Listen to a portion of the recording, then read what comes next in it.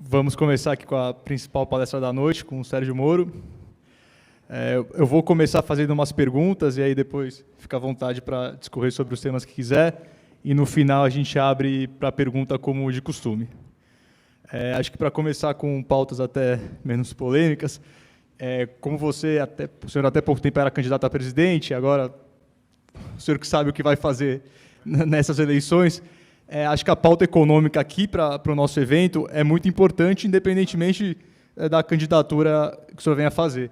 Então, eu queria que você discorresse sobre elas e, principalmente, sobre algumas pautas que estão na agenda há algum tempo, que é a reforma administrativa, reforma tributária, a questão das privatizações e a questão, acho que até mais conceitual, do como o senhor vê o tamanho do Estado brasileiro hoje na economia e se a sua visão é que isso é ineficiente, se a gente tem que diminuir o tamanho do Estado ou não, se o Estado deve ser indutor do crescimento. Então, se puder discorrer um pouco sobre isso.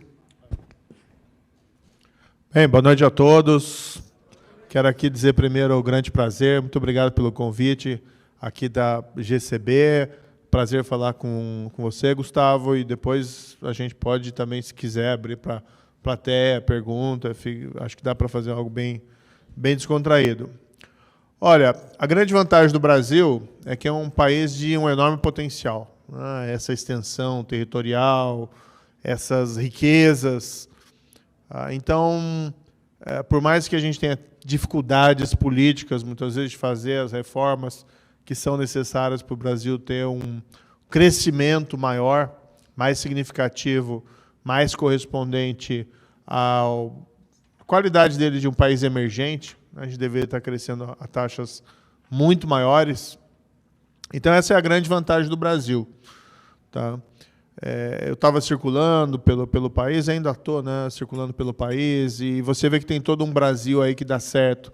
E o que chama a atenção para nossa é que a gente consegue ser competitivo. Tem ilhas de excelência dentro do Brasil que são bastante interessantes. E algumas não são nem tão ilhas assim. Então, por exemplo, a nossa agropecuária. A nossa agropecuária é uma das mais produtivas do mundo.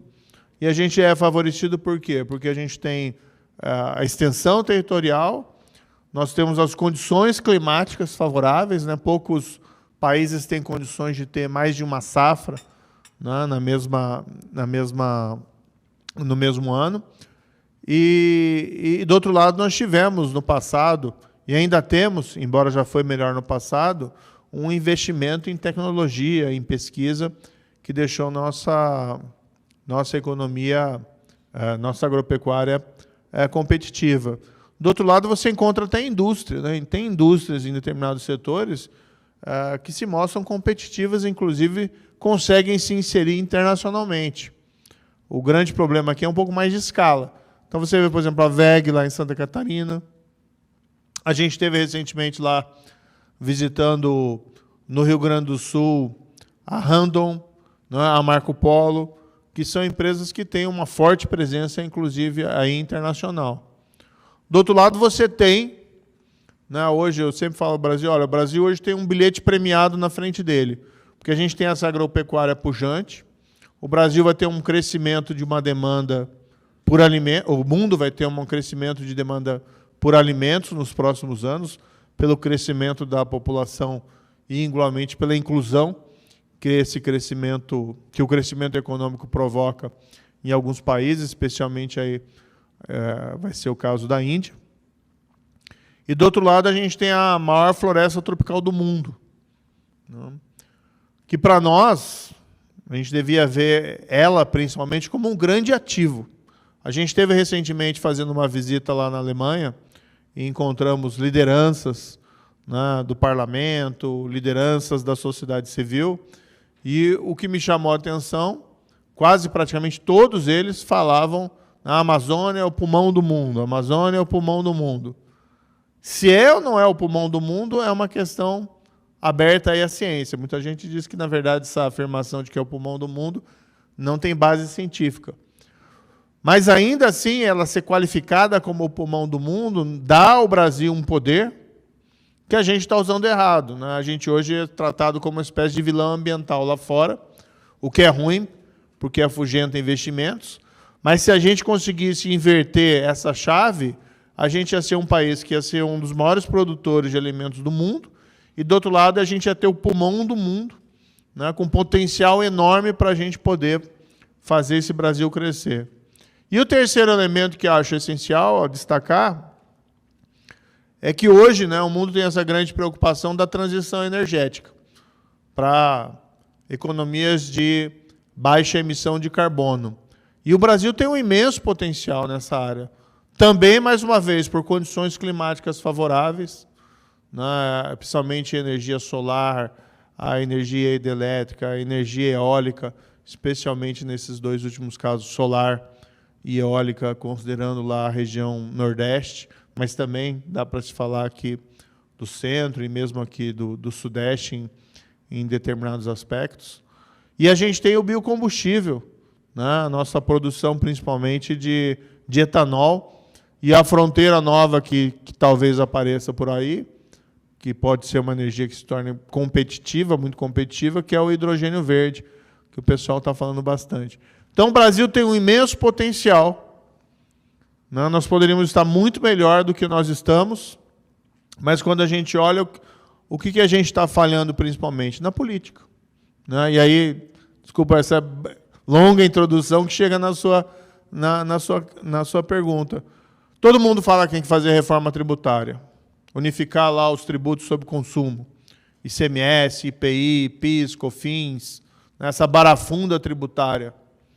Eu, antes de ir para a magistratura, eu advoguei um tempo e mexia com direito tributário, né? E a gente lia todos aqueles clássicos do direito tributário. E um lá era do Alfredo Augusto Becker, que falava, tinha um livro lá do título Carnaval Tributário. E escreveu esse livro na década de 70, né, reclamando da complexidade do sistema tributário brasileiro. E a gente está aqui hoje, né, sei lá, 40 anos depois, e a gente não consegue fazer reforma tributária. Essa reforma que está lá não vai passar. A PEC, acho que é a PEC 110, né? O PEC 100, sei lá o número, mas essa que unifica, que veio lá construída do Bernardo App, não vai passar. Tá? Especialmente nesse ano eleitoral, mas não vejo, assim, a depender do cenário do próximo ano, uma boa perspectiva para ela. A gente precisa fazer a reforma administrativa, mas a gente não consegue fazer. Tá? Acho também que o governo erra no discurso, e acho que, às vezes, o mercado financeiro erra também na cobrança de como ela cobra a reforma administrativa. A gente tem que cobrar a reforma administrativa dizendo: população precisa de um serviço público de qualidade. Quando o mercado financeiro trata esse tema da reforma administrativa, até a gente compreende esse viés, mas trata na perspectiva da redução de custos. Que, claro, a gente sabe que é importante num cenário fiscal deteriorado. Mas, para você vender a legitimidade de uma reforma administrativa, não é esse o discurso. Vai falar lá para um pai de família: você quer mandar o seu filho para uma escola pública de baixo custo ou você quer mandar ele para uma escola pública de qualidade? Ele vai falar de qualidade. E é isso que tem que ser. Ainda que, para tornar o serviço público de qualidade, você tem que cortar desperdício, cortar privilégio. Mas o discurso não pode ser de reforma administrativa para baixar o custo, né, da máquina do Estado, porque essa pauta não vende fácil para a população. Então, precisa fazer a reforma administrativa, mas também a gente não vai ter. O presidente, vamos ser francos, não é reformista. Congresso, sem o presidente reformista, já é difícil com o presidente reformista, mas sem o presidente reformista, então vai ser ainda mais difícil. Então, nosso problema é a política, né, que a gente não consegue fazer essa reforma. Aí a gente lembra aquela música do... Puxa, fugiu o nome aqui. Como é que é? O Traje a Rigor, né? Não sei. A gente somos inúteis. Né? Então a gente fica pensando, pô, eu acho que nós somos isso mesmo, né, no final. Mas tem todo um Brasil aí que se destaca, né? Um Brasil que cresce, apesar da nossa dificuldade política. E aí vem o que é a minha pauta principal, Gustavo, que é a minha percepção.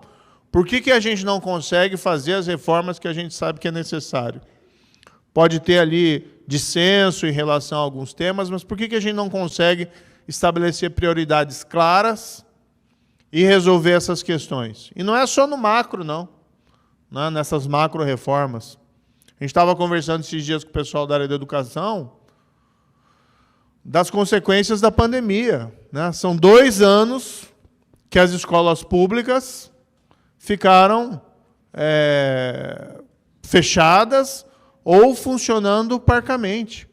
E aí você gerou um lapso educacional nas nossas crianças e adolescentes de 2 anos. Cadê isso como prioridade? A recuperação do conteúdo. A escola pública, a gente não pode generalizar, eu estudei em escola pública há muito tempo atrás, hoje o cenário é diferente.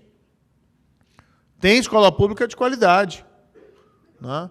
Mas a gente sabe que as crianças e adolescentes não conseguiram acompanhar o conteúdo, porque não tem internet, porque não tem equipamento, porque não tinha o conteúdo que era repassado. E cadê isso sendo estabelecido como uma prioridade? Porque isso tem um efeito bola de neve terrível, né? Enquanto isso, o que a gente está discutindo? Estamos discutindo esse indulto aí para esse deputado, né? Que, desculpe a sinceridade, é um cara que não vale a pena. Né? Vamos até discutir, o Supremo se cedeu, acho que se cedeu, virou uma sucessão de erros, mas alguém que vai lá e ameaça fisicamente também o ministro Supremo não é resposta. Eu tenho um monte de queixa em relação ao Supremo, posso fazer uma lista aqui bastante grande, tá? Mas você não resolve o problema dessa forma. Então, assim, o Brasil está com problemas sérios, e a minha visão, que aí vem a questão principal, é algo que chamam lá, em inglês, né, o state capture. Por que a gente não consegue fazer as reformas que a gente sabe que tem que fazer? Porque as instituições estão trabalhando para elas mesmas. A prioridade é a reeleição. A prioridade é o fundo partidário. A prioridade é o orçamento secreto. São as emendas parlamentares. Então, essa é a pauta. Essa é a agenda do país. E por isso a gente não consegue ir adiante. Acho que uma pergunta que cabe é, então, como é que se muda a agenda, né? Como é que se soluciona esse problema? E da parte da reforma mais micro, assim, só 2 reformas em específico. Da tributária, a gente tem basicamente 3 problemas, né? Que um é simplificar, porque é uma zona completa. A outra é reduzir a carga tributária, porque a gente paga quase 40% do PIB para governo federal, estadual e municipal. E a terceira é melhorar a distribuição desses impostos, né? Então, você conseguir tributar de quem tem mais capacidade de pagamento, quem tem mais renda, e distribuir na base da pirâmide. Então, em tese, a reforma... E ainda tem a questão federativa, né? Essa briga de ICMS e tal. Então, você tem 3, 4 pilares da reforma tributária, e o governo, em tese, tentou abraçar só da simplificação, e nem isso vai conseguir. Se você tivesse a caneta, o poder, né, de mandar um projeto de lei, você tentaria também fatiar a reforma, como o governo tentou, e, na minha visão, gastou muita energia para não conseguir nem isso? Ou tentaria fazer tudo de uma vez, e, entre aspas, resolver de uma vez? E segundo, a questão das privatizações, né, porque ainda tem essa briga ideológica besta aí, você privatizaria as joias da coroa, Petrobras, Banco do Brasil, vamos resolver vender isso para a iniciativa privada e se concentrar nas soluções dos grandes problemas do Brasil, ao invés de se concentrar em brigas bestas? Vou começar pela privatização, tá? Eu sou favorável a privatizar tudo que for possível. A questão em relação à Petrobras básica, e o Banco do Brasil, e eventualmente até a Caixa Econômica, é você discutir o modelo, para você não gerar uma concentração econômica dentro do setor privado. Havendo viabilidade, né, do modelo, de você conseguir transferir isso para o setor privado sem gerar essa concentração, eu acho que tem que ser o caminho. A gente sabe, tá? Pode até você melhorar a governança. E acho que até houve melhoria, né? Uma das boas leis que foram aprovadas nos últimos anos, já faz tempo, né? mas foi a lei das estatais, lá de 2016, que foi um resultado das descobertas aí da Operação Lava Jato. Então, inequivocadamente, melhorou a governança da Petrobras. Eu conheci também gente que trabalhou lá como, depois, né, daquele período, como compliance officer, fizeram um excelente trabalho. Então, melhorou a governança. Agora, a gente está vendo um presidente que ele não tem muita noção, né, e ele, a toda hora, tensiona ali com a Petrobras, com uma pauta que é uma pauta política, e se pode até discutir que essa pauta política é legítima, mas a forma como ele coloca isso, né, é uma forma absolutamente inapropriada e gera aí tensões. Salvo, ademais, o risco da Petrobras voltar a ser capturada, né, capturada por aquilo que a gente viu na Operação Lava Jato. Não vamos ser claros aqui, né? O pessoal fica mentindo para a gente. A roubalheira que foi no governo do PT com a Petrobras foi uma vergonha para o país. Era nomear diretor, era nomear gerente com função de arrecadar suborno para eles, né, e para partidos políticos. Isso está nos processos, né, isso está lá nos autos, nas provas, está no gerente que devolveu 100 milhões de dólares, que recebeu em propina. Então, esses fatos ali são inequívocos. E chegar nesse ponto de novo não está distante, não. Né? Então, se a gente não tomar cuidado, a gente volta ao status quo antes. Como é que você soluciona em definitivo isso? Privatiza. Né? E aí vira essa página. E esse é um outro exemplo como a gente... Desculpe, a gente somos inúteis, né? Porque privatização, gente, era um tema do Collor, do presidente Collor. Né? Depois virou um tema do Fernando Henrique. Então, nós estamos falando de coisas de 20, 30 anos atrás, e a gente não conseguiu virar essa página do país. E aí se pergunta, mas por que o Brasil não cresce? Por que nós não somos a Coreia do Sul, que estava atrás de nós, há 30, 40 anos atrás? Por que nós não somos um emergente que cresce como a Índia? Por que nós não somos um emergente que cresce como a China? Porque a gente não consegue fazer as coisas que a gente precisa fazer. Né? Então, assim, não dá para pôr a culpa na democracia. A Coreia do Sul é uma democracia. A Índia é uma democracia. Todas elas têm problemas, mas conseguiram, né, um certo consenso para fazer as reformas necessárias para ter um crescimento mais robusto. Então, como é que você muda a agenda? Você precisa ter liderança. E assim, vamos falar a verdade, a gente tem feito escolhas ruins em relação às nossas lideranças. Tanto em Congresso, tanto em relação à presidência da República. E aí não tem como dar certo. Desculpe, vamos fazer aqui uma comparação. O CEO da GCB, Gustavo. Quem trocaria o Gustavo por Jair Bolsonaro? Levanta a mão aqui. O pessoal está te respeitando.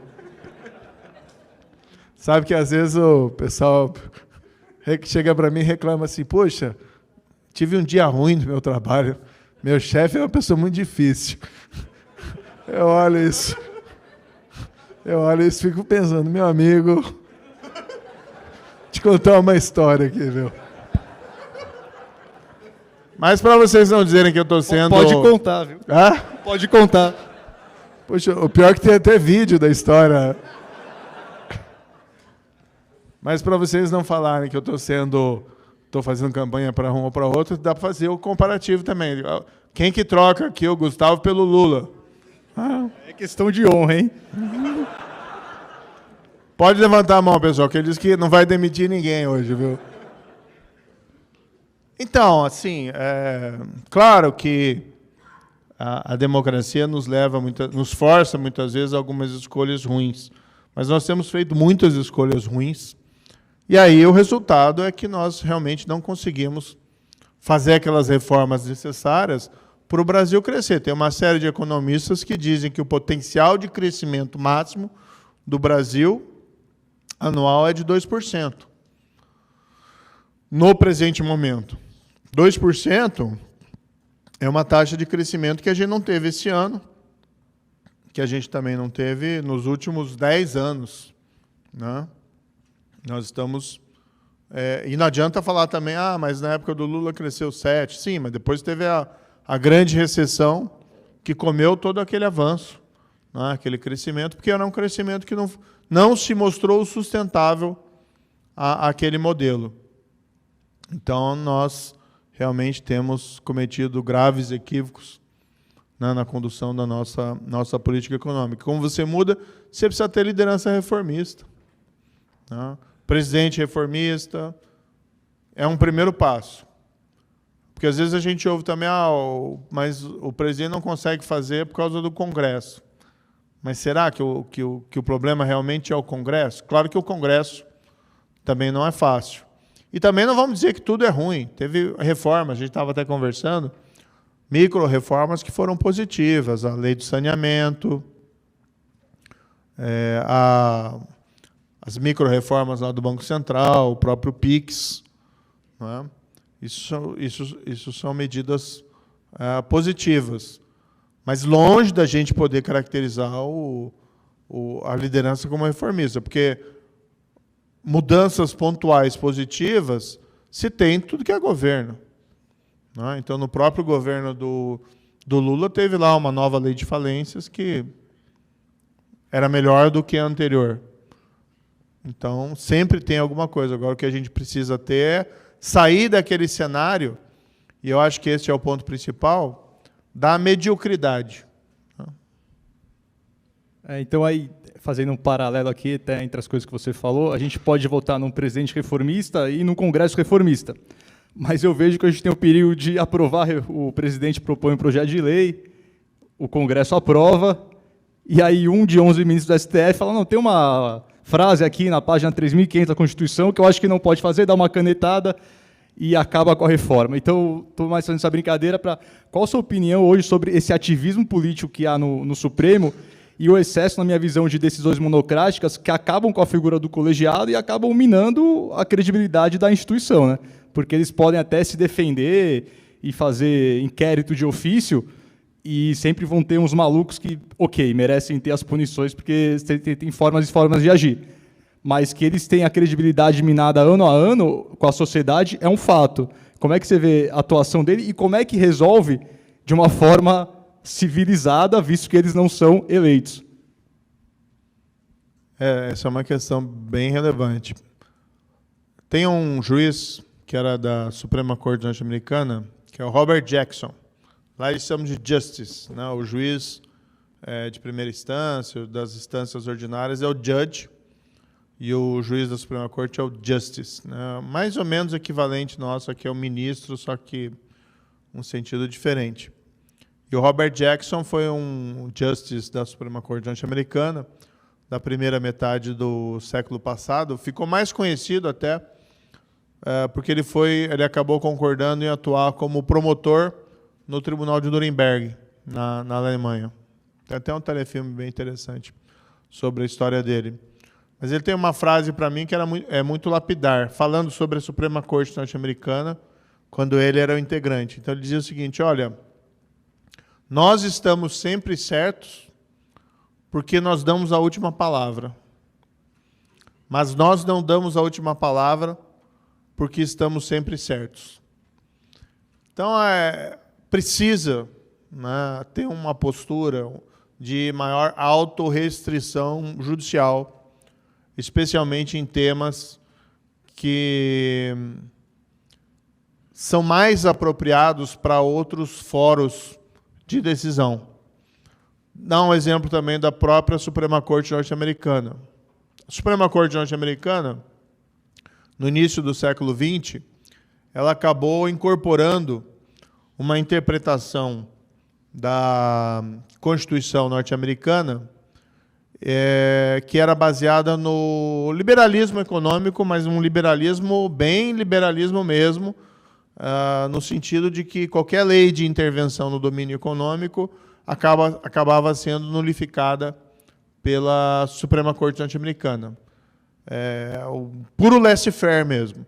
Então, numa época, no século XX, no qual começou a surgir uma legislação de cunho social, fixando o salário mínimo, proibindo o trabalho infantil, fixando horas, né, máximas de trabalho, a Suprema Corte adotou uma postura extremamente liberal na economia e via na Constituição argumentos para invalidar toda aquela legislação. Era chamada Era Lochner, baseada num caso que eles decidiram, Lochner versus Estados Unidos, não, Lochner versus Nova York, de 1905, no qual eles invalidaram horas máximas de trabalho de padeiros. Tá? E a Suprema Corte foi muito criticada por isso. A postura dela durou muito tempo. E quando chegou na década de 30, bateu de frente com o New Deal, do presidente Franklin Roosevelt. A grande recessão, o presidente Franklin Roosevelt ele começa a aprovar a legislação de intervenção do domínio econômico para recuperar os Estados Unidos da grande recessão, e algumas das primeiras leis que ele acabou aprovando acabaram sendo invalidadas pela Suprema Corte. E aí ele ficou furioso, né, porque aquilo era essencial para a política dele, e ele até propôs, na época, um pacote, né, que era, o pessoal diz que a ideia era realmente intervir na Suprema Corte norte-americana, que a ideia era nomear um juiz novo para cada juiz do sistema federal que tivesse mais de 70 anos. Não falava da Suprema Corte diretamente, mas a Suprema Corte estava dentro do sistema federal. E aquilo gerou uma série de controvérsias lá no Congresso, resistência na opinião pública, não foi aprovado, mas a Suprema Corte acabou mudando o seu posicionamento. E passou, a partir de 1937, passou toda a legislação de intervenção no domínio econômico, eles passaram a presumir como constitucional. E, basicamente, com aquele entendimento, não cabe à corte ficar decidindo sobre economia do país, que é a posição mais prudente. Então, o que falta um pouco no nosso Supremo Tribunal Federal, e aqui não me interpretem mal, tá? Não defendo, tem que fazer esse disclaimer, né? Não defendo que se invada o prédio do Supremo Tribunal Federal. Não defendo que agridem, sequer verbalmente, ministros do Supremo Tribunal Federal. Tem que falar isso, senão você vira ainda na réu de alguma coisa. Mas, embora tenha vários ministros que eu guardo um grande respeito, o ministro-presidente, inclusive, o Luiz Fux, vamos dizer aqui que o Supremo Tribunal Federal tem feito um papel não muito bom, tem feito um papel ruim. Tá? E acho que tem interferido demais no domínio econômico. E, do outro lado, tem feito menos do que deveria nos campos que são próprios do sistema de justiça. Então, por exemplo, a aplicação da lei penal em casos de corrupção, afastar da vida pública gente que se envolveu em corrupção, esse é o trabalho específico das cortes de justiça. Porque o sistema político tem dificuldade de fazer isso. E o próprio sistema eleitoral tem dificuldade. Quantos casos de políticos envolvidos em escândalos de corrupção a gente conhece que foram sucessivamente eleitos e reeleitos? Por quê? Porque é difícil o filtro das eleições em relação a esse tipo de político, porque muitas vezes ele perde em questão de imagem, mas ganha muitas vezes porque consegue contar com recursos, às vezes até financeiros, vindos da corrupção, que o político honesto não tem. Então, no campo próprio do Poder Judiciário, que deveria ser uma aplicação severa da lei penal a casos de políticos desonestos, província própria do Poder Judiciário, o Poder Judiciário tem feito um trabalho muito abaixo daquilo que a gente poderia dizer como minimamente razoável. Não, ao contrário, o que a gente tem visto é um monte de gente que roubou o erário, tendo as suas condenações anuladas por questões, né, que os tribunais colocam como formais.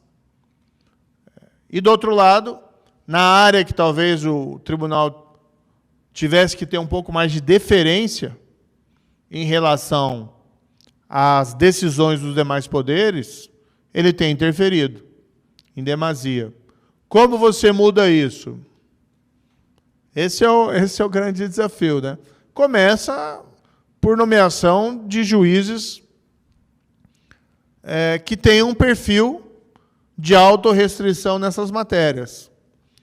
Vou te dar um exemplo aqui. O que começou a ser feito nos Estados Unidos, mais ou menos ali a partir da década de 70? Os presidentes passaram a dar preferência à indicação para juízes do Suprema Corte de magistrados, né, de juízes, principalmente porque, em relação ao juiz, você consegue pesquisar o histórico de decisões dele. E aí você consegue ter mais previsibilidade. Porque quando você nomeia um jurista, um acadêmico, quando você nomeia um advogado, é um pouco mais difícil. Porque você nunca sabe como ele vai se comportar, como diz, né, na corte, na bench. Então, eles começaram a nomear, principalmente, pessoas que já tinham história como juiz. E aí sabe como decide. Não? Precisava ter uma postura um pouco mais de autorrestrição em alguns temas, na minha opinião, o Supremo Tribunal Federal Brasileiro. E, do outro lado, ter uma postura, não vou dizer mais ativista, mas uma postura mais robusta em relação àquilo que é a província própria do Poder Judiciário, que é, por exemplo, a aplicação da lei penal. E você acha que passar na televisão julgamentos colabora para isso? Porque, na minha visão, não há um debate no colegiado lá, quando está transmitido ao vivo. Cada um fala já o voto pronto e não se debate, não se muda voto. Você acha que foi uma iniciativa correta do Supremo televisionar os julgamentos, ou isso acabou contribuindo para uma espetacularização dos julgamentos e pouca eficiência? Eu acho que não trouxe eficiência, não. Trouxe um pouco mais de transparência, mais transparência em termos, né? E acho que dificultam a forma de decisão do Supremo Tribunal Federal. Acho que não é das melhores, porque ao invés de você ter um juízo colegiado para a formação de uma decisão, você tem 11 ilhas proferindo decisões, às vezes até convergentes, mas com os fundamentos diversos. Eu trabalhei no Supremo, fui convocado como juiz auxiliar em 2012 e acompanhei, por exemplo, aquele julgamento do Mensalão. E o que a gente via era que muitas vezes se decidia igual ao relator, ministro Joaquim Barbosa, mas cada ministro dava um voto, né? E os fundamentos variavam. E aí ficou aquele acórdão, né, de milhares de páginas, quando poderia ser algo assim. E o tribunal é mais forte quando ele fala com uma voz única. Você ter o voto dissidente, isso é normal em qualquer tribunal, mas ter sempre votos concorrentes. Eu voto igual a ele, mas em vez de acompanhar o relator, eu faço questão de dar o meu voto aqui. Às vezes se justifica, mas com tanta frequência, não. Talvez a melhor forma fosse ter, como é na Suprema Corte norte-americana, eles ouvem o caso, depois decidem em colegiado e publicam a decisão, né, por escrito e com os votos concorrentes, em um outro momento. Acho que isso favorece mais uma deliberação mais livre entre os ministros, lá, os justices, do que o nosso sistema do Supremo Tribunal Federal Brasileiro. Uma pergunta que eu até tinha anotado aqui, até indo um pouco na nossa seara corporativa e fazendo um link com o seu histórico, né? Você prendeu o Lula, que era o que tinha que ser feito diante de tanta evidência. Depois, quando o seu chefe começou com demandas não republicanas, você foi embora. Então, você fez o que era certo, independente dos resultados. E aqui a gente discute muito na empresa sobre alguns valores negociáveis, e que se o cliente falar que quer diferente disso, a gente fala, então é melhor perder o cliente, é melhor a empresa quebrar do que fazer certas coisas. E a gente vive tendo essa discussão em várias áreas do grupo. Se você se arrepende de ter feito alguma coisa, visto que hoje deve ter 30% do Brasil que te odeia, né, porque são os dois extremos, se você se arrepende, e se não se arrepende, você possa discorrer um pouco da importância de, às vezes, a gente fazer as coisas, decidir de acordo com os nossos princípios e valores, independentemente de ficar calibrando o resultado. Tem um lema que eles utilizam muito no DOJ norte-americano, né, o Departamento de Justiça. É mais ou menos assim: do the right thing, for the right reasons, by the right means. Alguma coisa mais ou menos assim. Então, faça a coisa certa, pelos motivos certos e do jeito certo. Isso eu tenho colocado como um mantra. Quando eu assumi o Ministério da Justiça, inclusive, no início de 2019, a gente fez uma campanha de faça a coisa certa sempre, lá dentro do Ministério da Justiça, e fizemos uma campanha mais ou menos com um decálogo, né, de mandamentos que os servidores deveriam ali observar. Porque quando você entra na administração pública, você recebe lá um código de ética desse tamanho, que normalmente os servidores não leem, porque, né, então você precisa passar mensagem simples. Agora, a principal mensagem é sempre o exemplo, né? Porque uma coisa é você vir aqui e fazer uma palestra sobre ética, né? Falar uma palestra sobre corrupção. Qualquer um pode falar sobre isso. Mas, dependendo de quem fala, não tem que corresponder os gestos às palavras. Então, a gente fixou isso como um mantra. Eu não me arrependo, não. Tá? Já falei isso muitas vezes, mas durante a Operação Lava Jato eu apliquei a lei, era juiz, né, simplesmente. Então, você sentencia alguém e manda alguém à prisão, nunca é um sentimento de satisfação pessoal, afinal de contas você está impondo um sofrimento, né, a uma pessoa, mas é um sofrimento decorrente da lei, é uma consequência. Você precisa aplicar a lei, o juiz está vinculado à lei. E ali a gente, também vamos ser sinceros, né, não tinha nenhum coitadinho lá. O que a gente tem é gente que pagou suborno e gente que recebeu suborno. E não era suborno para comprar café, né? Era suborno para ter 100 milhões de dólares numa conta na Suíça. Então, o grau superlativo. Então, foi isso que a gente fez. Ali no governo, eu vi, né, a gente muitas vezes avalia o governo atual pensando nos olhos de hoje. E vamos voltar ao relógio, não tem como voltar ao relógio. Vamos voltar ao relógio, desculpe, até 2018. Era uma outra visão e havia um momento de expectativa que o Brasil poderia ter mudanças, né, reais. Claro que muita gente já dizia, não vai acontecer e tal, mas havia um momento, uma possibilidade. Eu recebi o convite, eu entendi que era importante naquele momento, porque a gente queria consolidar os avanços do combate à corrupção, a gente queria também combater o crime organizado e queríamos também reduzir crimes violentos. Então, eu não me arrependi, eu me desapontei, como os outros brasileiros. E a gente sabia que ia ter uma reação à Operação Lava Jato. Eu tinha conhecido, na época, juízes das operações Mãos Limpas, né, da Itália, e a gente sabia o que tinha acontecido lá na história.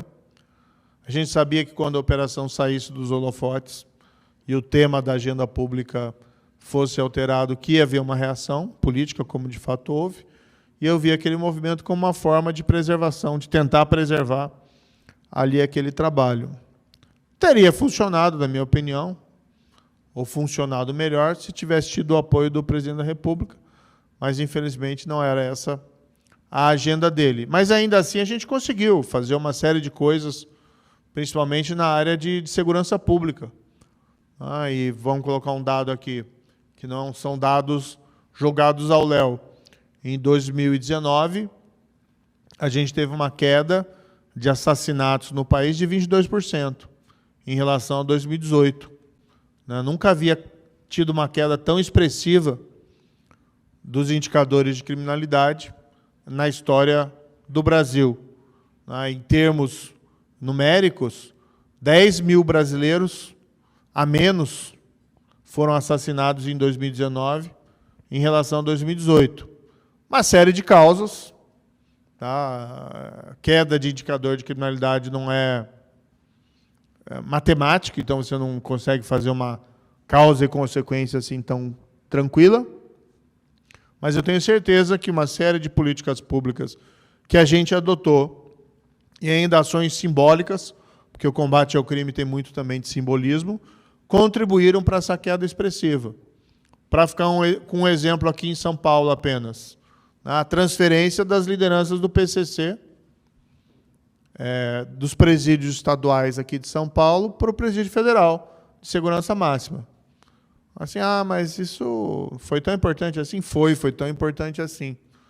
Boa parte hoje da criminalidade violenta está vinculada às organizações criminosas.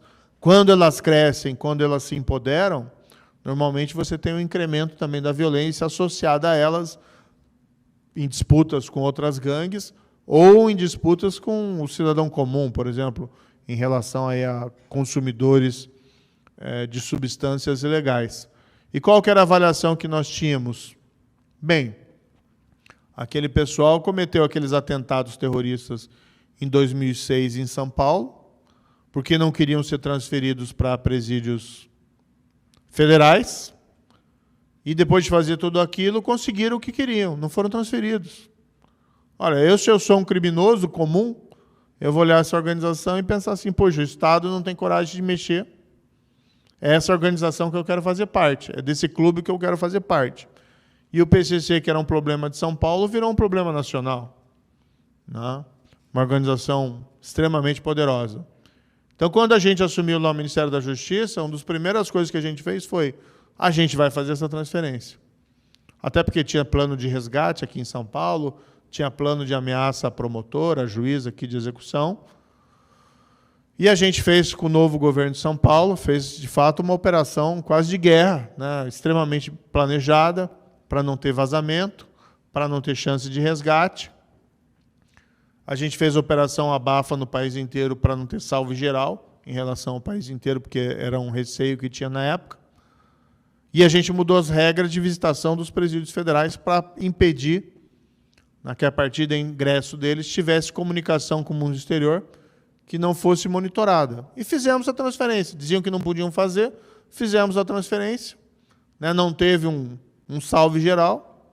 Isso não desmantela a organização, mas isso gera um grande abalo, até porque a gente não mandou apenas o líder, a gente mandou o líder e vários outros, dos seus ali do comando, para deixar a organização acéfala, sem poder de reação. Tanto assim, que eu imagino que a grande maioria de vocês ouvia até 2019, com uma frequência incomum para o tema, o nome do principal líder, Marcola.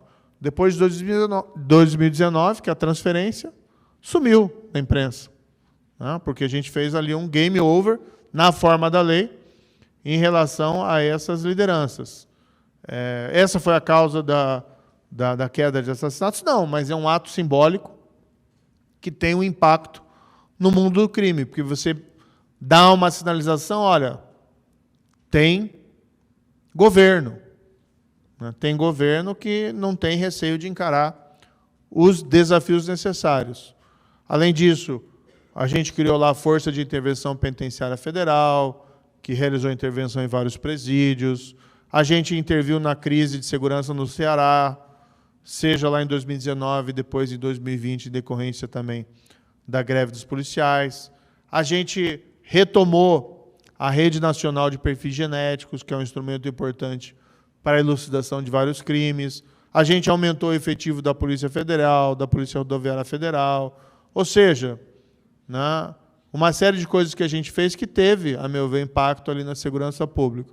Agora, chegou um momento que realmente eu tinha que sair, como você colocou, porque senão eu estaria sendo, na minha opinião, cúmplice de coisa errada. E aí não teria como ficar ali no governo e sustentar aquilo que eu sempre defendi. E aí eu saí, mas sempre continuei, também não me arrependo de ter saído. Ao contrário, eu me orgulho muito de ter saído do governo. Não estava lá por cargo, estava lá por um projeto. Então, esse mote, faça a coisa certa sempre, eu acho que é essencial. Você tem um ônus em decorrência disso, né? Eu mesmo sofri bastante quando saí do governo, os ataques e essa rede de fake news. O trabalho que a gente fez na Lava Jato também tem o seu custo, né? Tem o seu bônus, mas tem o seu ônus. Mas você sabe que fez a coisa certa ali. E aquilo também te traz, né, benefícios, ainda que você tenha que suportar por algum tempo alguns ônus em relação a isso. A grande vantagem, que apesar de tudo isso que a gente está vendo no Brasil, o que eu posso dizer para vocês? Existe uma tendência importante no mundo em favor da integridade. Isso a gente vê muito claramente no mundo corporativo. Há 10 anos atrás, praticamente ninguém falava em compliance. No máximo, compliance anti-lavagem de dinheiro. E olhe lá. E olhe lá. Eu lembro até hoje, eu estou em um caso Banestado, que era basicamente remessa fraudulenta de dinheiro para o exterior. Pode mandar dinheiro para o exterior, não pode mandar de maneira fraudulenta, até porque favorece lavagem de dinheiro.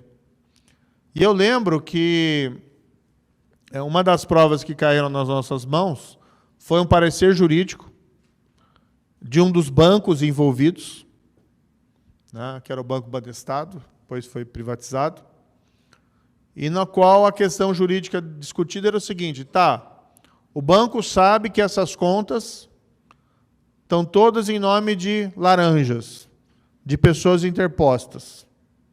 O banco sabe que essas contas estão sendo utilizadas para mandar dinheiro ilegalmente para o exterior, ilegalmente no sentido de esconder o verdadeiro titular desse dinheiro. E o banco deve manter essas contas ou deve fechar essas contas? E a resposta foi não, o banco deve manter essas contas porque o banco não é polícia, né? O banco não pode... Não precisa aqui tomar providências.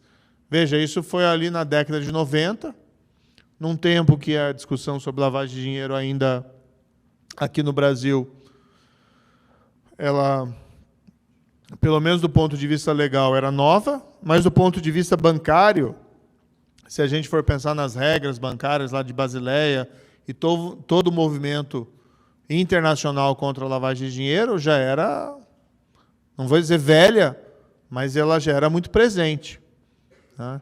Então a gente vê hoje, se essa mesma questão fosse colocada para qualquer instituição financeira, a resposta seria certamente diferente. Então existe uma tendência no mundo corporativo pela integridade, existe uma tendência internacional anticorrupção, tá? Que por mais que a gente esteja sofrendo agora no Brasil um momento de revés, e um momento que a gente se indaga se vale a pena mesmo a gente ser ético, a gente sabe que essa tendência ela tende a se fortalecer cada vez mais. E se a gente hoje está passando por um momento de dificuldade, adiante a gente consegue retomar o caminho de fazer a coisa certa. Então, isso também é algo que a gente tem que levar em consideração. Tá, eu deixei mais para o final aqui das minhas perguntas. Acho que um negócio que todo mundo quer saber. Formalmente, você desistiu da pré-candidatura à presidência, mas aqui uma parte do discurso foi até de candidato, né? Assim, parece, pelo menos, até batendo com razão nos governos anteriores, até a forma de falar também, geralmente, explicou a explanação foi bastante longa, até bem como, na minha visão, como candidato. Tem alguma possibilidade de você retornar à candidatura à presidência ou não? E se não tem, se está dado já, qual vai ser o seu caminho político? Olha, para ser bastante franco, né? Eu estava no Podemos, tinha a legenda. A nossa avaliação objetiva foi que, para ter uma candidatura competitiva, nós precisávamos ter uma aliança, e essa aliança nenhum partido está conseguindo fazer. Aí não é uma questão só do Podemos, é o Podemos, o PSDB, o MDB, União Brasil, ninguém está conseguindo fazer essas alianças, pelo menos os partidos apontados aí como do centro. E do outro lado, né, o Podemos, sem qualquer demérito em relação às pessoas, mas é um partido mediano para pequeno. E ali realmente não teria condições, ao nosso ver, de ter uma candidatura competitiva sem que houvesse essa coligação. Então, eu dei um movimento para trás, né, deixei de lado a candidatura presidencial, fui à União Brasil, e nós estamos construindo um novo caminho ali no União Brasil. Qual o caminho é esse e onde chegaremos é uma questão entregue ainda a ser respondida nos próximos tempos. Então está em aberto ainda. Olha, eu acho que é importante, não é uma questão, não é uma pauta pessoal, eu acho que é uma pauta importante para o país a gente tentar vencer essa polarização. Tá? O país não vai ser pacificado por essas eleições, e aí você tem dois cenários. O calamitoso e o da mediocridade. Eu prefiro apostar no da mediocridade. Tá? Mas o calamitoso também chega... Então, assim, acho que o Brasil merece coisa melhor, sinceramente. Né? E aí também não é uma questão pessoal. O mundo hoje é um mundo desafiador. A gente está vendo essa guerra lá fora, com consequências ainda imprevisíveis. Né? Espero que nós tenhamos o melhor cenário e possamos alcançar a paz. Mas talvez não devêssemos abusar tanto da sorte e não nos preparar para os cenários mais adversos. E às vezes são umas questões simples. Né?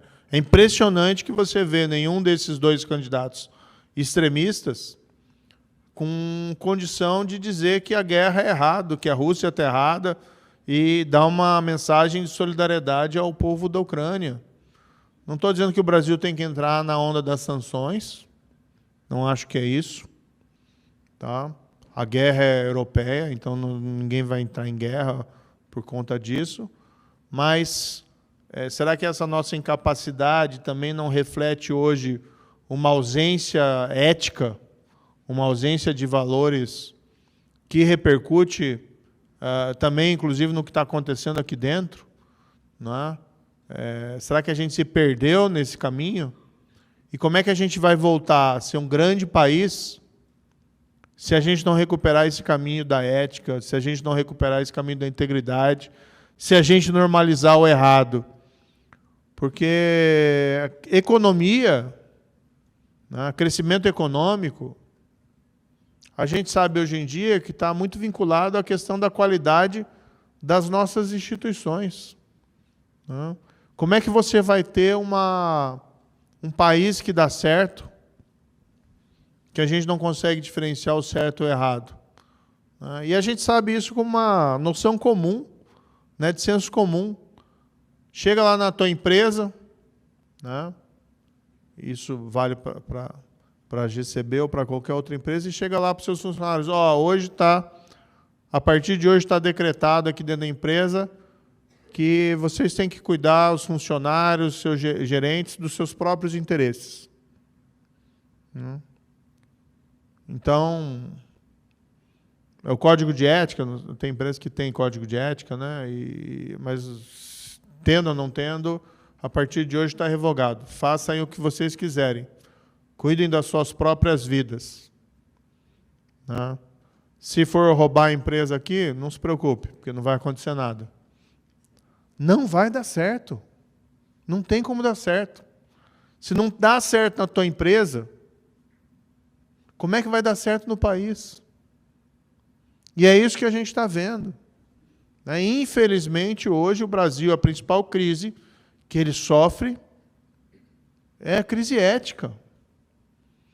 E a grande maioria das nossas lideranças políticas está dizendo, não, deixa isso de lado. Não, o que importa é a economia. Não tem como a economia dar certo se você rasgou a ética. Não vai dar certo. Porque cada um vai se mover segundo os seus próprios interesses. E é isso que a gente está vendo. A captura, por exemplo, do orçamento público. Cada um se preocupando com o seu terreno. Por que o mundo político, se tem essa demanda tão grande por terceira via, Por que o mundo político não se une para romper a polarização?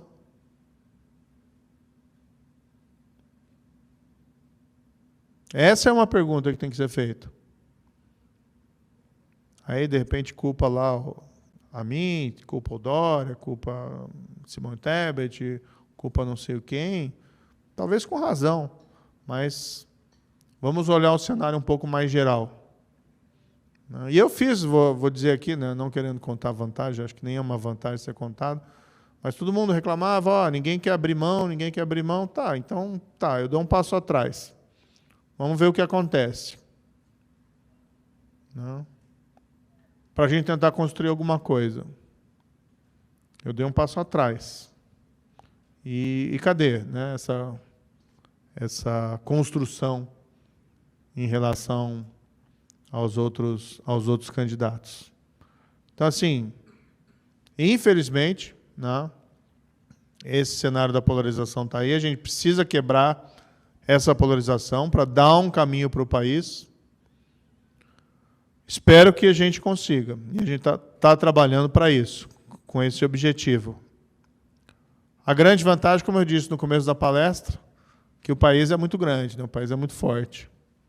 E ele persiste, independentemente do que pode acontecer. Mas a gente não deveria abusar tanto da nossa sorte e da nossa capacidade de cometer erros. Tá, acho que já passou das 8, eu vou abrir para pergunta. A gente até fazer pelo iPad, mas eu conversei com o Moro, falou que pode liberar as perguntas, então podemos começar.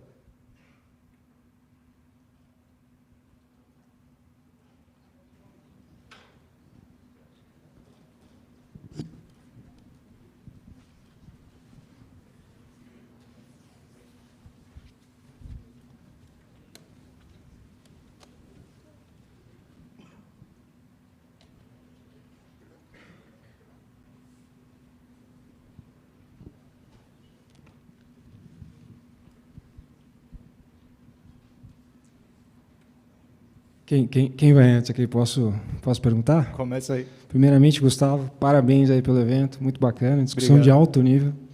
Parabéns, Moro, também. A minha pergunta está mais relacionada, você falou uma coisa muito interessante aqui, a frase, e também a música, né, que eu ouvia bastante, a gente somos inúteis. Minha pergunta é, como que a gente faz para fazer com que uma discussão ou ideias desse nível, né, cheguem à base da pirâmide, as pessoas que votam? Então, a gente não consegue escolher bons líderes, né? A gente quem? Como que as pessoas se capacitam para tomar essa decisão, né? Os eleitores. Você tem alguma ideia? Já parou para pensar nisso? Não, mas excelente questão. E esse é um desafio também, porque os dois extremos adotam um discurso populista, um discurso que é extremamente chamativo. E em tempos de necessidade, isso até ouvi de uma pessoa, de uma liderança até mundial, a pessoa falou, olha, em tempos de necessidade, a tendência é realmente para a radicalização, de um lado ou de outro.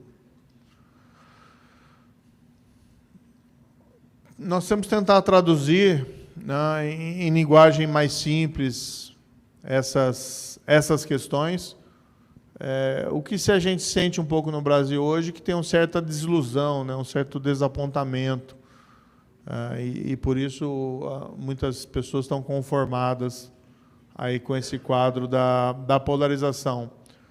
A gente tem que tentar traduzir isso da melhor maneira. É importante a gente ter aí também a imprensa, né, um acesso à imprensa tanto televisiva, mais do que até a imprensa escrita, para conseguir transmitir essas mensagens de que não tem uma solução tão fácil para o país, mas que existe sim caminhos que a gente consegue percorrer para tentar, né, para fazer com que o Brasil volte a crescer de maneira inclusiva, de maneira sustentável, e que cada um possa ter aí uma oportunidade, né, para ter uma vida melhor.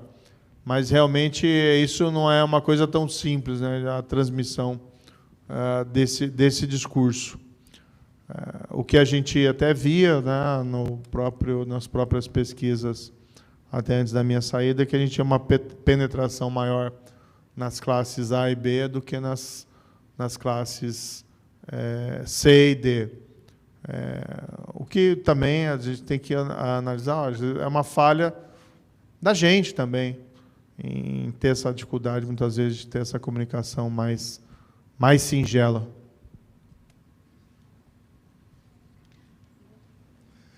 Boa noite, Gustavo. Boa noite, Moro. Parabéns aí pelo evento e pelas ótimas discussões, como já falaram.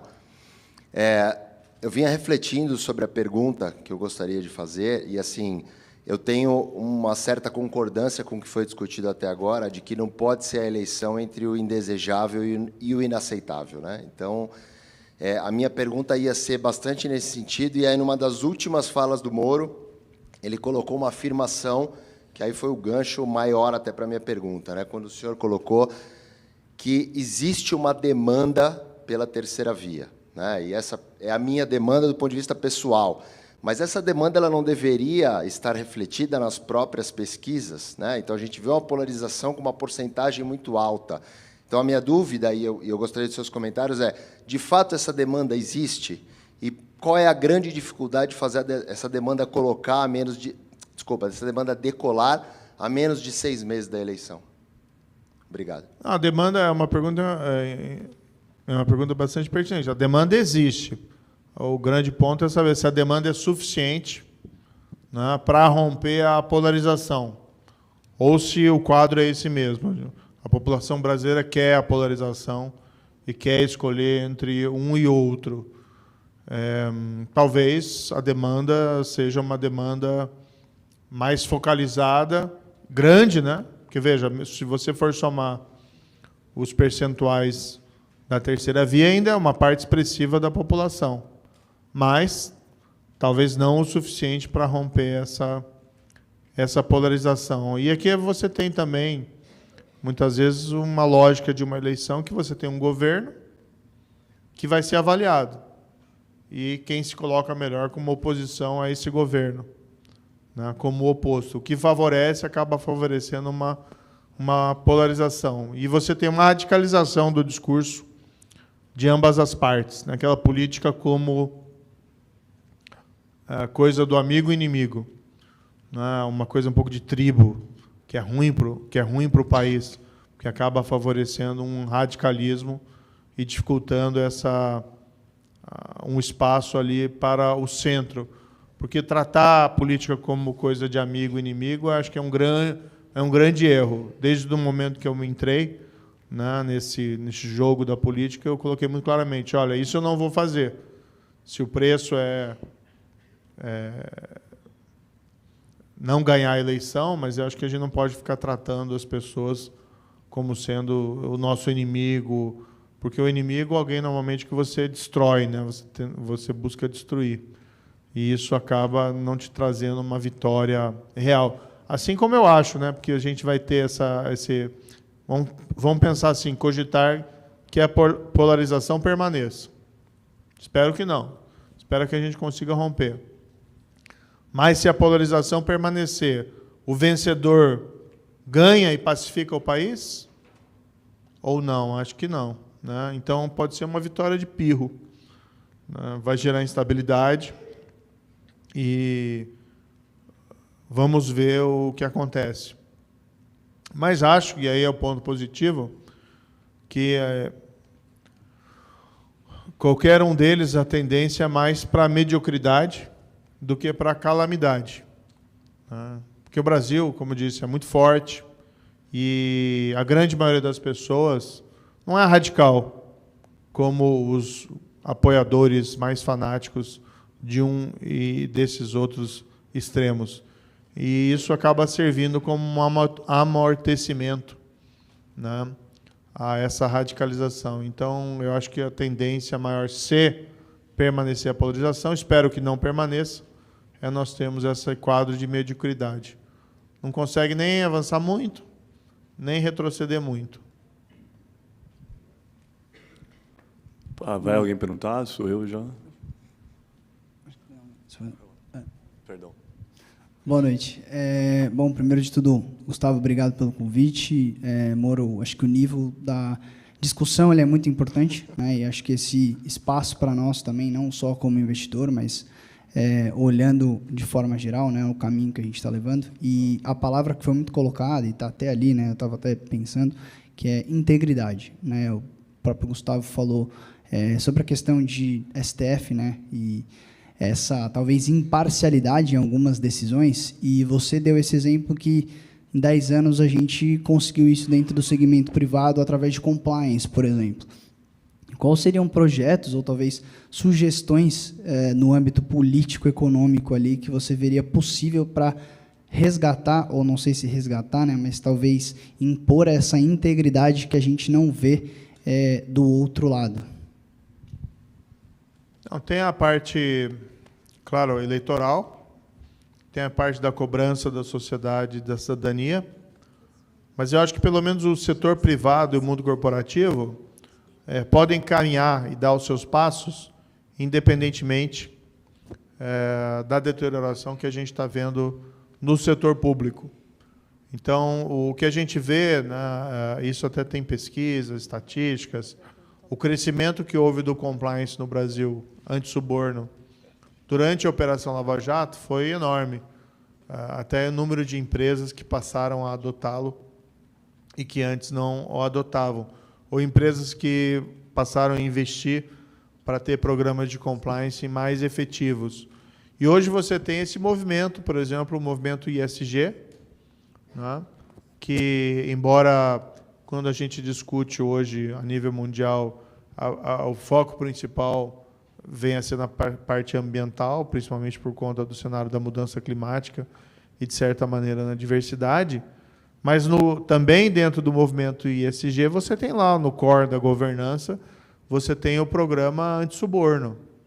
Né? E isso é algo que a gente vê crescendo muito no mundo corporativo. Antes de vir aqui voltar para a vida pública, eu estava trabalhando no setor privado, e a gente recebia muita demanda de empresas, não só aqui no Brasil, mas de empresas no exterior que queriam investir no Brasil, que queriam que fosse feito, dentre as avaliações, que queriam que fosse feito também a avaliação de programa de compliance anti-suborno, para não comprar uma empresa cheia de esqueleto no armário.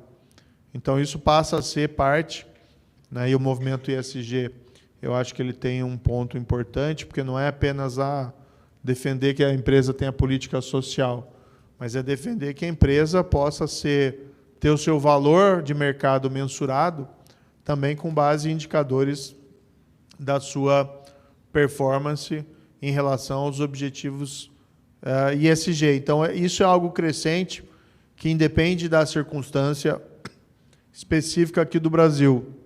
Assim como a gente tem também um fator que nós temos que considerar hoje, que é a jurisdição extraterritorial, que a gente viu, inclusive aqui no Brasil, alguns exemplos.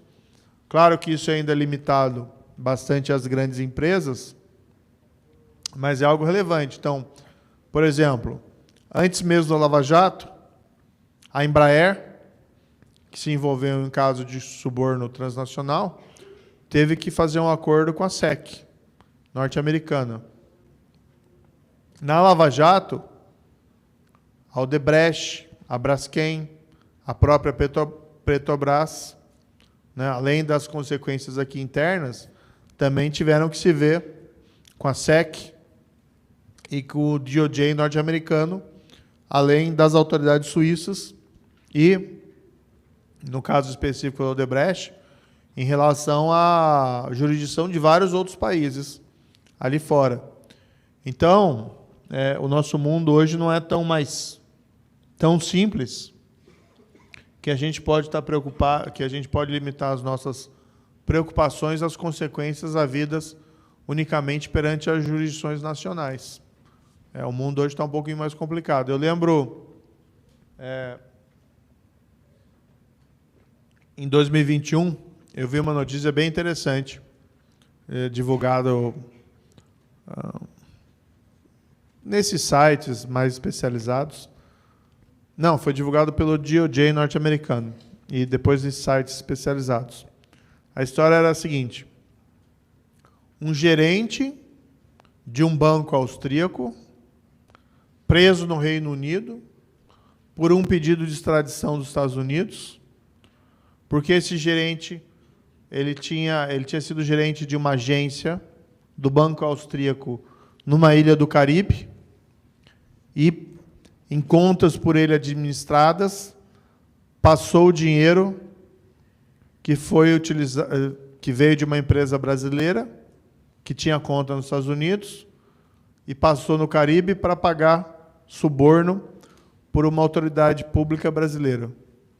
Né? Então, se isso não é globalização, né, a gente não imagina o que seria. Então, a gente tem que estar preocupado, e vocês, né, uma empresa de investimentos, que certamente tem as suas conexões, né, internacionais e está focada em atender também cliente estrangeiro, tem que estar preocupada com um cenário que é um pouquinho diferente. Esse é o lado positivo, né? Existe uma tendência, de fato, internacional em favor da integridade.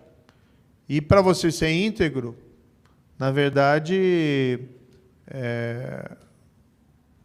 claro que é bom que a gente tenha incentivos externos, mas, rigorosamente falando, se há realmente esse desejo de integridade, sequer são necessários os incentivos externos. Mas eles existindo, claro que é sempre melhor. Boa noite. Essa pergunta vai um pouco para os dois, tanto para o Gustavo quanto para o Moro. Acredito que o lado empreendedor do Gustavo vai ajudar muito, mas toda a sua experiência aí no ambiente público e também na política vai ser super importante. A gente vê direto, seja na mídia, ou seja no bate-papo do dia a dia, ou até mesmo nas redes sociais, todo mundo culpando, principalmente o ambiente político, mas muito também a nossa situação econômica do Brasil, pela falta de educação política. E eu concordo muito com isso. Mas acho que a gente vê, assim, até para efeito de comparação com o Grupo GCB, com essa política toda de startups e de inovação, pouco se vê edtechs ou até mesmo instituições no modelo mais tradicional querendo trazer realmente educação política para o país. A gente vê muita edtech focando ainda no âmbito financeiro ou até mesmo agora mais na tecnologia. Você acha que falta essa proatividade do povo brasileiro, principalmente dos empreendedores brasileiros, em trazer na educação política? Ou às vezes é uma falta de demanda, não seria algo que o povo brasileiro está preparado ainda? Obrigado. Eu acho que tem alguns movimentos políticos interessantes que surgiram, né, nos últimos tempos, que pode até ter, né, discordância em relação a alguns deles, mas são movimentos que chamam a atenção. Né? Então, por exemplo, o Vem para a Rua, né, um desses movimentos, o MBL, ou escolas que surgiram com o objetivo de tentar ensinar as pessoas sobre a política ou aprimorar pessoas que querem se dedicar à política, como o Renova. O próprio Partido Novo que surgiu nessa esteira é algo diferente em relação ao que nós tínhamos no passado, mas existe ainda uma grande dificuldade, né, para que despertar o interesse das pessoas pela política. As pessoas vão muitas vezes se frustrando e vão abandonando a política, e aí nós temos aquela consequência, né? Quem não gosta de política está fadado a ser governado por quem gosta. E isso pode ser um problema. Isso pode ser um problema a depender do quadro. Agora, eu acho que o principal aqui, essa parte de ensinar a política, de ensinar a ética, de ensinar a integridade, eu acho que as pessoas aprendem muito mais com os modelos do que com o discurso. E acho que esse é um ponto essencial, né? Porque o modelo ele inspira mais, muitas vezes, do que as palavras, embora as palavras também sejam poderosas. E da minha parte, né, acho que o brasileiro ele tem muito medo de se posicionar e gerar conflito, principalmente o empresário. O empresário ele vai ganhando dinheiro, guardando dinheiro no offshore e falar qualquer coisa aqui eu vou para Miami ao invés de me posicionar, né? E acho que isso é um erro grave, porque realmente se as melhores pessoas fugirem da política, vão sobrar as piores pessoas. É um negócio meio evidente.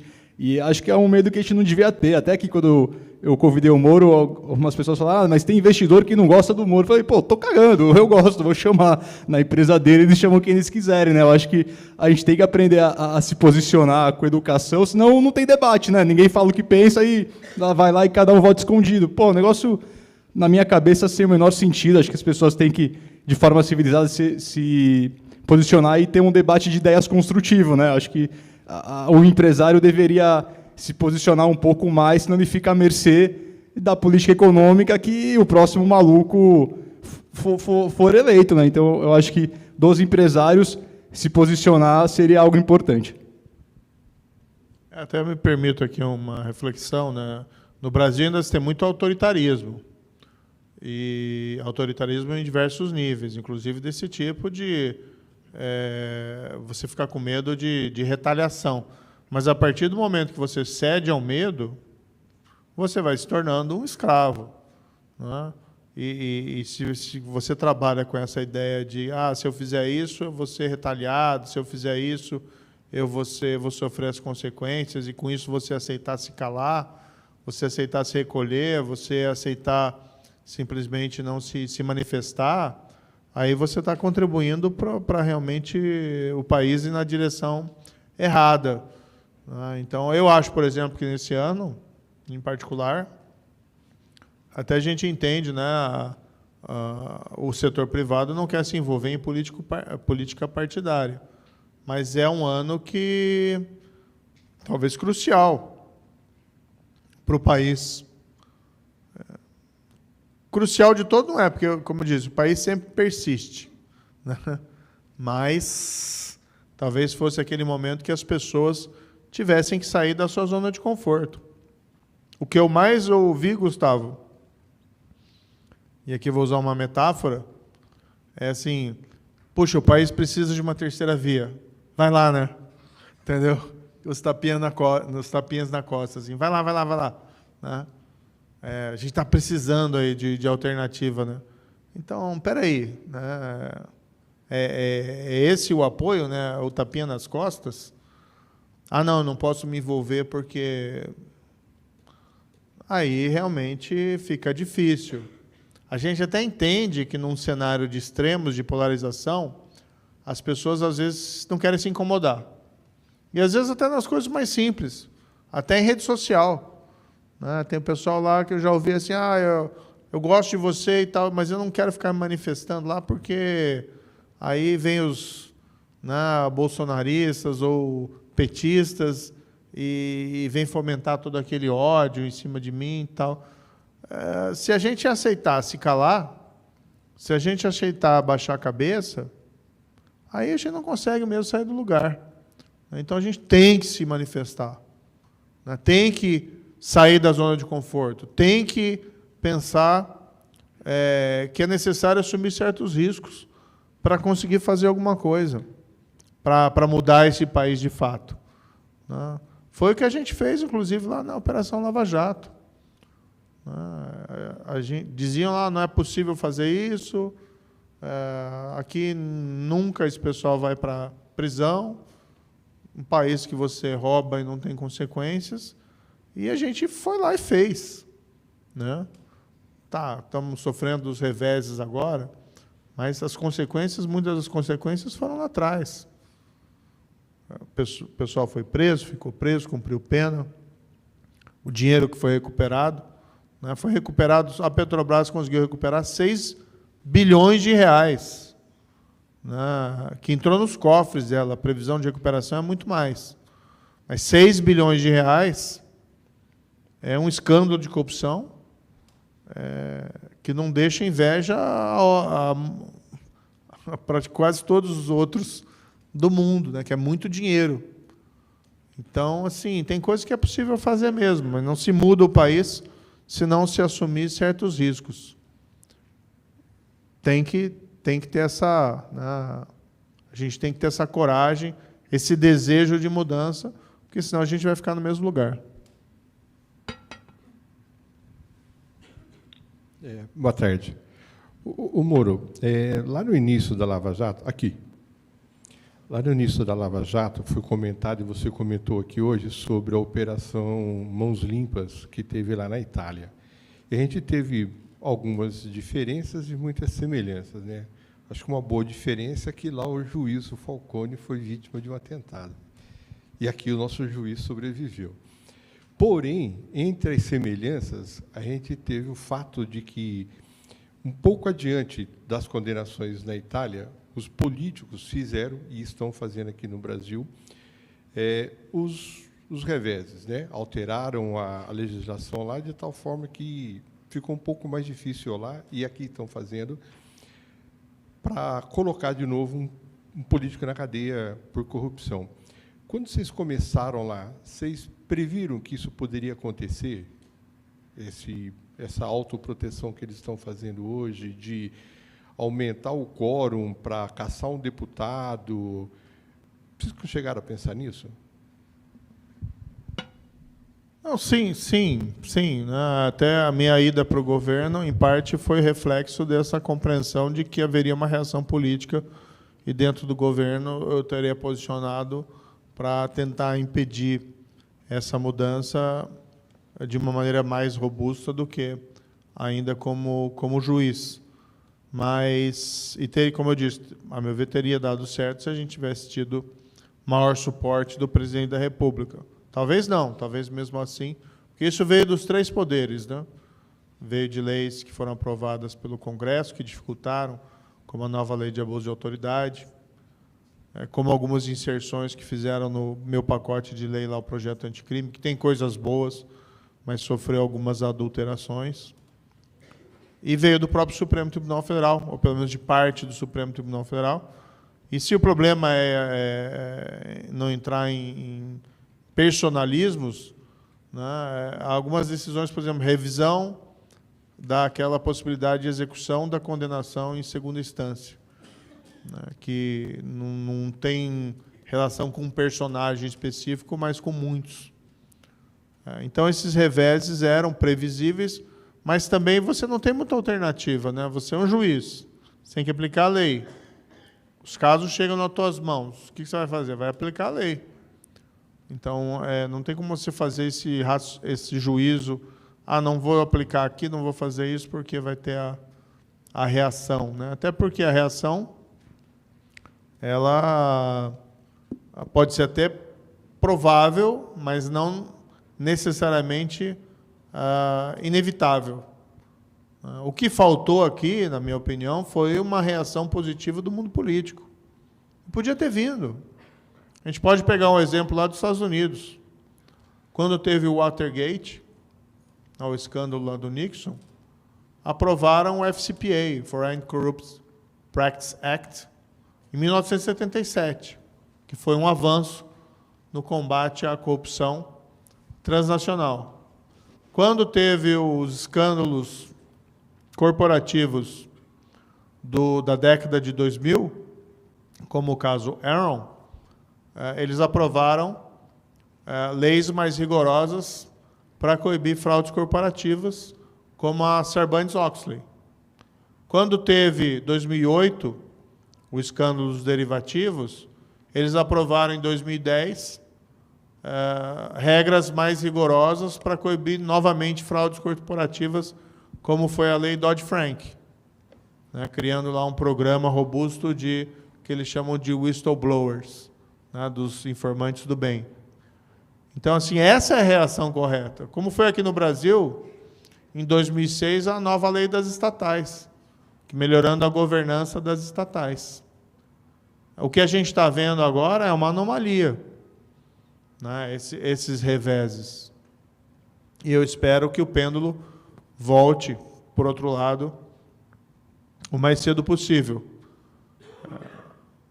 Infelizmente, no entanto, isso está acontecendo, e é aí que a gente tem a importância de destacar esses fatos.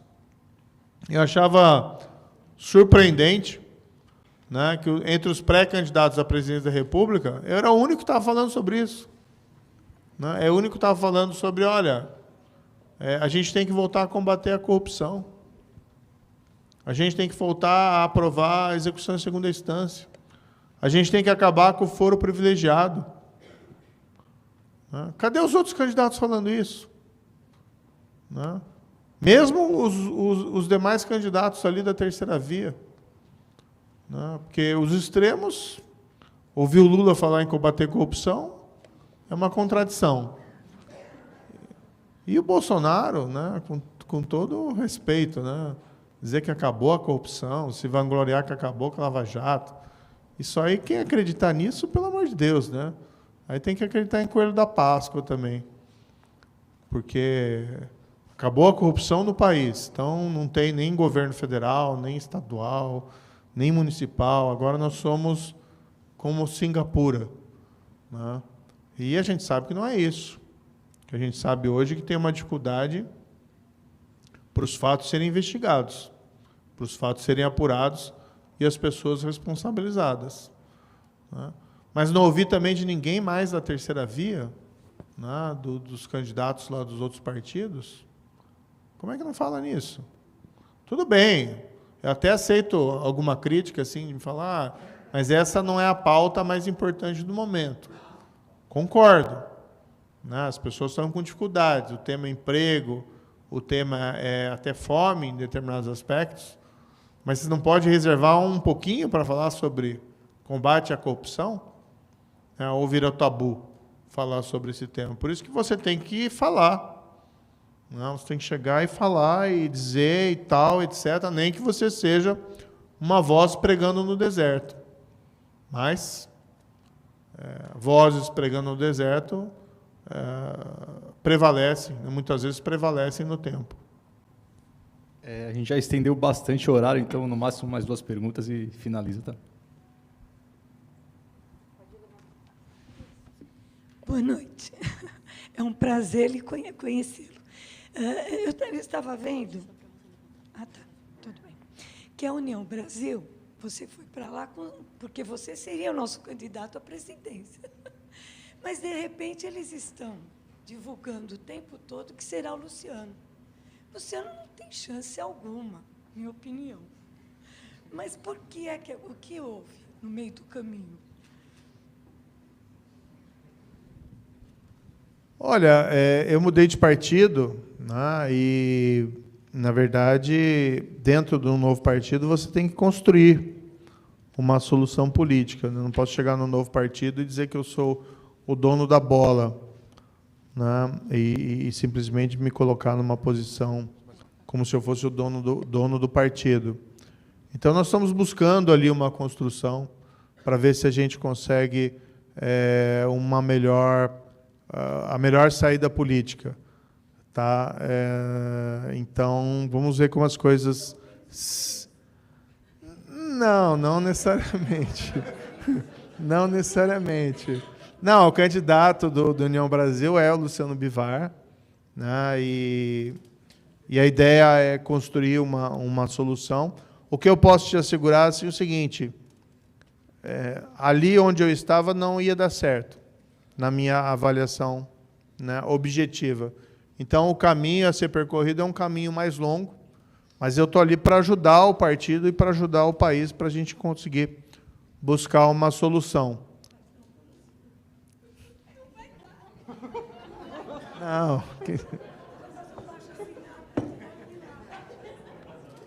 Não. Ele é uma boa pessoa. Ele está trabalhando lá para...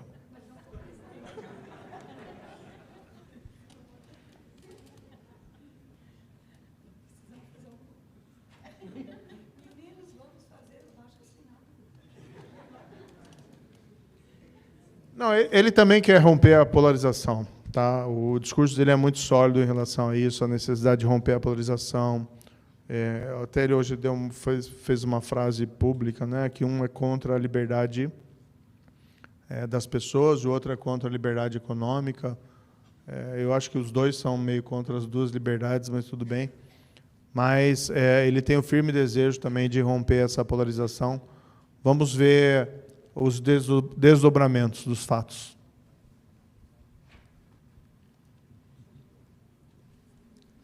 Boa noite, Gustavo. Boa noite, Dr. Moro.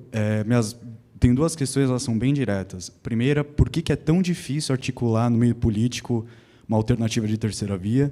E a segunda, qual que é o trabalho que teria que ser feito junto à população para cativar as pessoas a comprarem e toparem essa alternativa? No mundo político, porque o mundo político tem muita gente boa, mas você tem também aquele sentimento, muitas vezes, de autopreservação e a preocupação com as próximas eleições, né, em ser eleito ou ser reeleito. E aí você tem, muitas vezes, um cálculo político. Qual que é a melhor postura nesse cenário? E num cenário de aprofundamento da polarização, a maior parte dos agentes políticos pensa nessas em você aderir a um lado ou outro, ou você não antagonizar nenhum nem outro. Então, essa é a grande dificuldade. Então, a gente ouve, por exemplo, de deputado, olha, não gosto do fulano X e nem gosto do fulano Y, mas, se eu antagonizar, eu não me reelejo, não me elejo, ou não me reelejo. Então, a grande dificuldade é essa, né? O mundo político deixar de lado os interesses imediatos e se unir em prol de uma proposta de centro. Em relação às pessoas, o que existe é um pouco, a meu ver, com certa razão, de ceticismo enquanto às chances de uma candidatura alternativa. Mas se surgir uma candidatura alternativa que mostre potencial para romper esses extremos, eu acredito que tem uma adesão rápida de boa parte da população. Bom, perfeito. Vamos terminar por aqui, porque já foi longe, tá? Muito obrigado, Moro. Obrigado a todo mundo aí. Valeu.